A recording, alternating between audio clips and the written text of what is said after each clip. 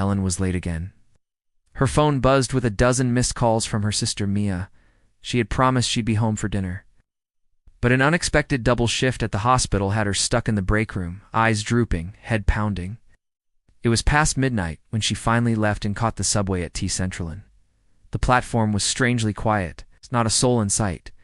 No chatter, no footsteps, no music leaking from someone's earbuds.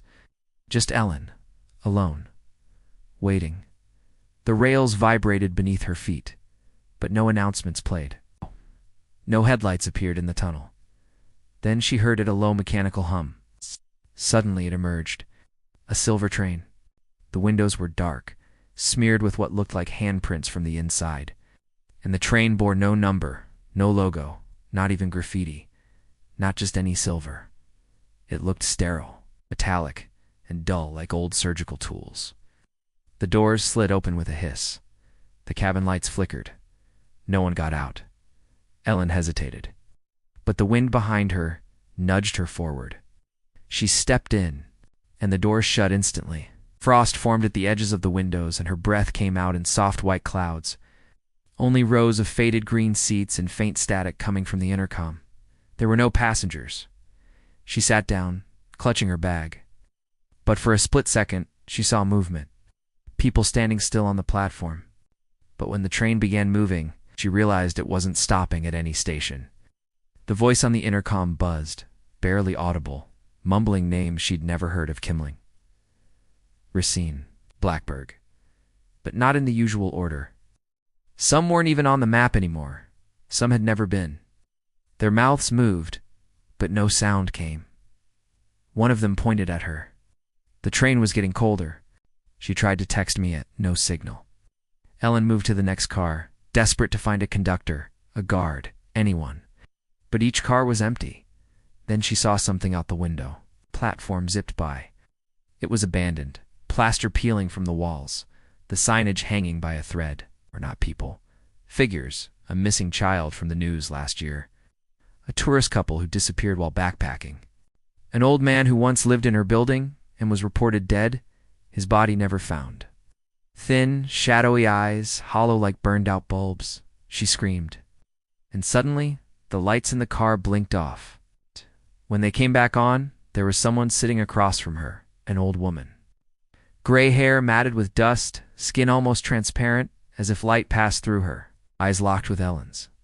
"You shouldn't have gotten on," she whispered. But everyone knew the urban legend. If the Silverpilen stopped at Kimling, it meant you were dead, or about to be. And just as suddenly she was gone, Ellen couldn't tell how long she'd been on the train. Minutes, hours, time felt broken. Every time the train passed a new platform, the faces she saw became more familiar. They were all here, watching her. The train didn't stop, only showed her who else had boarded and never gotten off. Ellen began to cry, pounding on the emergency button, screaming for help. And then a voice, not from the intercom, from the cabin itself. "You are now approaching Kimling." But there was no exit, no stairs, no tunnel, just walls, dead ends, and the ever-present sound of that humming train behind her. She yanked it open and crawled through a narrow vent, cutting her hands on broken metal. Kimling. She remembered the stories. Stockholm locals called it the ghost station, unfinished, abandoned before it ever opened. The train slowed down. The wheels groaned like something ancient was waking up. Ellen backed away from the doors, and then they opened. Normal. Crowded. The platform was cloaked in shadow.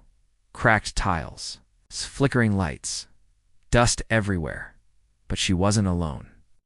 Dozens of people stood silently, eyes empty. She stood up, bruised, bloody, shaking, mouths stitched shut. Waiting. Ellen ran. She bolted out of the car, down the platform, heart racing.